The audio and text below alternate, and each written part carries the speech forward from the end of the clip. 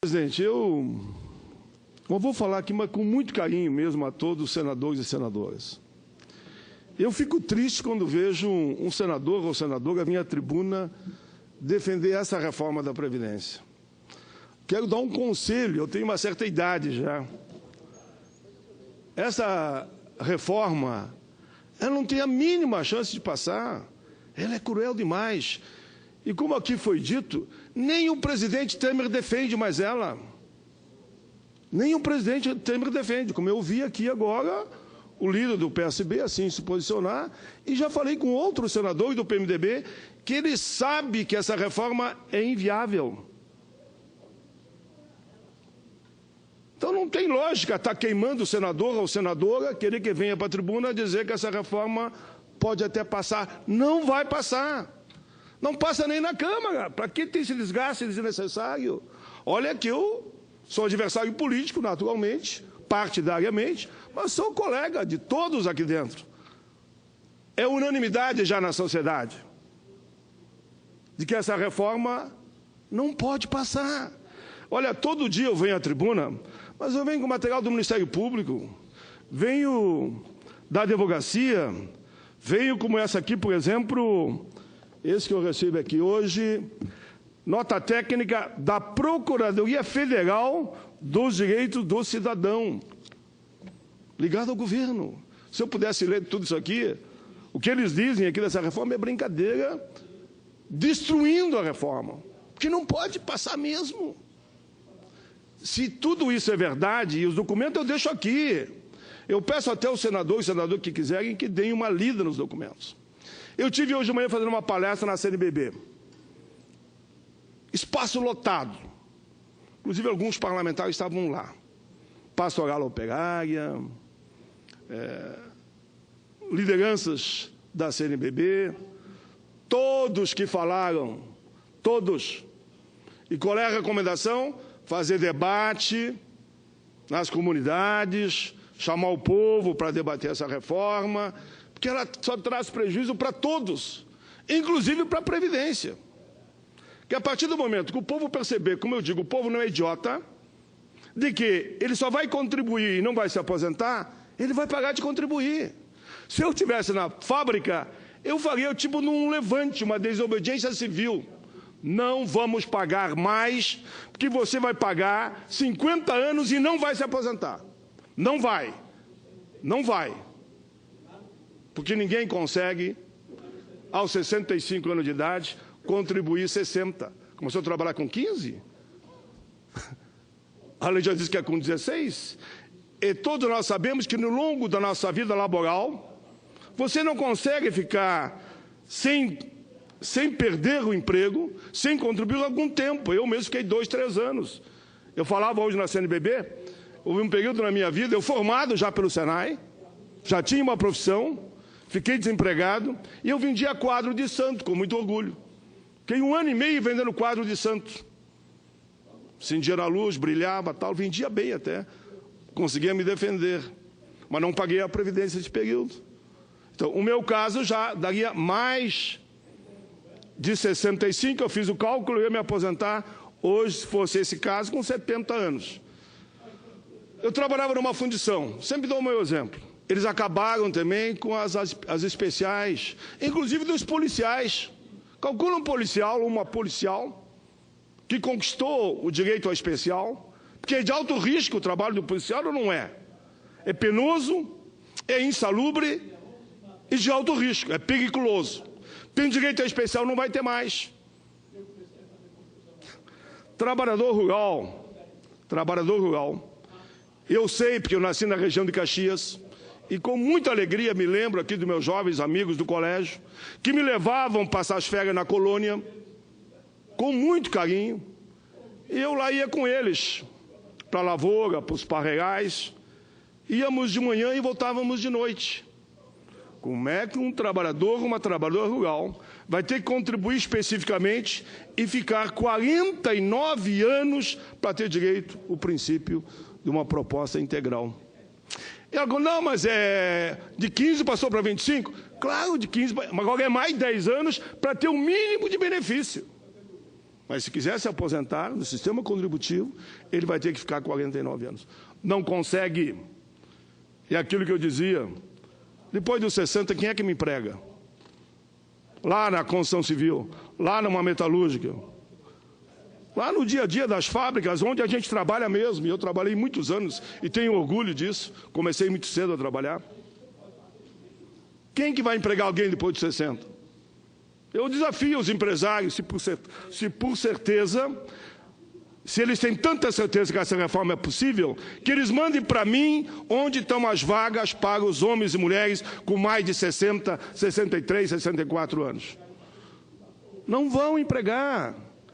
E se eu não tenho onde trabalhar, eu não vou poder chegar nos 49 anos de contribuição. Isso é fato e é real. Regra de transição. Olha, se eu tenho 49 anos e 11 meses, eu não pego a transição. Quem tem 50 pega. Nem que for um dia eu já perdi, porque não fizeram uma escala progressiva, como tem na Fórmula 85 ou 95, que fizemos para botar no lugar do fator. Mas deixamos o fator lá. Digamos que alguém ficou desempregado e quer se aposentar mais cedo com algum defasagem, ele poderia se aposentar. É um socorro que ele teria. Mas com essa fórmula... E é uma forma progressiva. À medida que nós vamos envelhecendo, também a idade vai aumentando. Eu até fui contra essa parte final, mas passou e resolveu. Foi onde nós conseguimos aqui um grande acordo. Então, o governo deu um tiro no pé. Veio com essa reforma, que botou ontem na rua mais de 20 milhões de pessoas, de todos os níveis, de quem ganha um salário mínimo a quem ganha 20, 30 mil. Todos foram para a rua. Eu mostrei ontem aqui as fotos de todas as capitais e mostrei do interior também. Então é um debate que eu entendo até desnecessário. Presidente Temer, você está me ouvindo nesse momento, ou algum assessor teu? Oriente alguns parlamentares da sua base. Diga para eles que nem você está defendendo mais essa loucura, que percebeu que lhe botaram numa fria. Vou dizer isso. E nós vinculando ainda a reforma trabalhista. Olha, a reforma trabalhista, vocês talvez não tenham claro o que é. Agora sim, porque cansava de botar na internet perguntas para mim. Senador Paim, é verdade que vão acabar com o 13º? Na reforma trabalhista aparece. Trabalho intermitente. O que é trabalho intermitente? O senador isso conhece, né? Você vai trabalhar por hora e acabou e ponto. 2 horas um dia, ganha 2 horas. Outro dia 10 horas, ganha 10 horas. E daí? Como é que fica minhas férias? Como é que fica o fundo de garantia? Como é que fica 13º? Como é que fica a licença maternidade? Como é que fica a licença paternidade? Como é que fica a minha previdência? Se eu paguei... Numa semana eu trabalhei 2 horas, na outra eu trabalhei 10, na outra eu trabalhei 20. Como é que fica meu fundo de garantia? É disso que nós estamos tratando. E é isso que a sociedade está percebendo. Não é, com todo respeito, uma questão de quem ganha a comunicação. É fatos, é reais. É fatos totalmente reais, é real, é a realidade. É a realidade nua e crua, é a verdade. Eu nunca pensei que eu ia fazer no parlamento um debate desse. Nunca pensei que eu ia fazer um debate desse. Que o debate que eu fiz com os outros presidentes, e fiz com todos, não importa se inclusive era o meu partido que estava no governo. Eu fiz o mesmo debate, sempre defendendo na mesma linha o direito dos trabalhadores e dos aposentados. Nunca tive um carguinho em governo nenhum. E que bom que eu não tenho até hoje. 32 anos de parlamento. Nunca tive um carguinho, presidente. E me orgulho disso. Não preciso de cargo. Eu defendo causas e não coisas. E defendo com convicção. Outro dia, eu tirava os óculos e tiro de novo. Olhem nos meus olhos se acreditam que eu estou mentindo. Vocês sabem que eu estou falando a verdade. Duvido quem esteja aqui no parlamento, ou quem tem em casa pela TV Senado, sabe que eu estou falando a verdade. Eu tenho 67 anos. Se eu ia me prestar a vir para a tribuna do Senado mentir. Presidente Temer, mais uma vez. Fomos colega. lá na Câmara dos Deputados. Está em tempo. Errar é humano. Todos nós cometemos erros no longo das nossas vidas. Retire essa proposta. Retire e chame para uma grande conciliação. Vamos sentar, vamos discutir o que é possível ajustar ou não. Mas com essa reforma não dá, não dá. Lhe venderam um peixe podre. Lhe venderam um peixe podre. Acabar com a Previdência no Brasil, que é isso que vai acontecer, não é legal para o presidente, não é legal para o currículo de ninguém. É o maior programa de distribuição de renda do mundo, é a Seguridade Social no Brasil. Por isso que eu insisto tanto que a CPI, apresentei 2 pedidos de CPI. Estou coletando assinatura lá na Câmara, fico lá na Câmara muitas e muitas horas. E coletando assinatura aqui. A do Senado já tem 45 assinaturas. Que bom. Repito aqui, honestidade intelectual e política. Todas as mulheres, todas, são 13 mulheres, todas assinaram a CPI. Senadores de praticamente todos os partidos assinaram. Não digo que todos assinaram, senão seria 81, mas senadores de todos os partidos assinaram. Porque há um entendimento de que não dá. Vamos ver com uma CPI, seja mista, como eu estou propondo, ou só do Senado, quem está roubando o dinheiro da Previdência, porque estão roubando e vocês sabem que é verdade. Onde está a corrupção? Onde está o desvio do dinheiro? Onde estão os 426 bilhões? Há quem diga que é 1 trilhão e a nossa CPI há de mostrar. Quem recebeu a anistia? E aí um empresário sério me disse o seguinte: Paim, tá brabo mesmo, porque eu pago em dia e aquele que não paga entra numa anistia, entra numa outra anistia e continua não pagando. E eu que pago em dia dou uma de otário. Ele não é otário, ele está certo. O que nós temos que fazer é direitos e deveres iguais para todos. Se formos a fundo, conforme o documento que já está aqui nos anais da casa, dos procuradores da Fazenda, sabe qual é que é a dívida de fato com a União dos grandes devedores? Não é só a Previdência, é 2 trilhões, mais precisamente 1,8, aproximadamente 2 tri. E com essa reforma, eles falam que vão arrecadar 60 bi, 70 bi.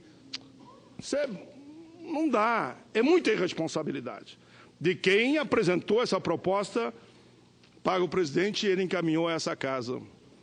Eu queria saber onde entra aí o sistema financeiro.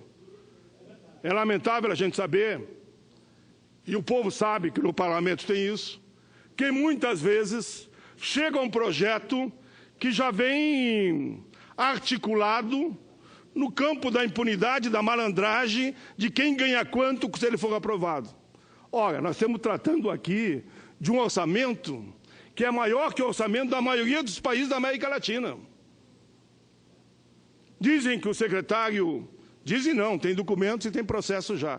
Que o secretário responsável agora pela Previdência, porque não é mais ministro, o Ministério desapareceu, é conselheiro de um fundo de pensão privado. Como é que pode isso? O conselheiro de um fundo de pensão privado é que é o grande articulador dessa reforma.